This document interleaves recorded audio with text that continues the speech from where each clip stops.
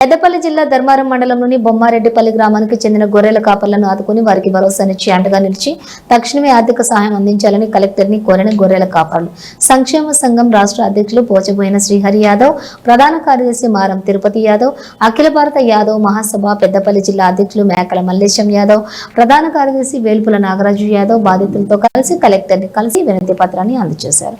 గత శనివారం రాత్రి నుండి ఇప్పటి వరకు విషాహారం తిని సుమారుగా 102 గొర్రెలు మృత్యువాత పడ్డారు. ఘటన మీ అందరికీ తెలిసిందే. అధికారాలను ఉపయోగించి వారం 10 రోజుల్లోనే వాళ్లకు ఏదైనా ఒక సహాయం చేయాలని చెప్పేసి కలెక్టర్ గారిని కోరడం చాలా గొప్ప విషయం.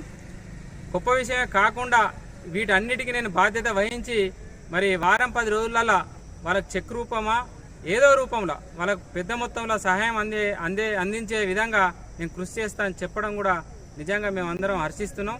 మారం తిరుపతి యాదవ్ గారు, మా పెద్దలు, కుల పెద్దలు, అఖిల భారత సభ పెద్దపల్లి జిల్లా అధ్యక్షులు కలెక్టర్ గారు ఉపాధి కాబట్టి వాళ్ళని మానవతా దృక్పథంతో తనకున్నటువంటి అధికారాలను వినియోగించి న్యాయం చేయాలని కోరుతున్నాం.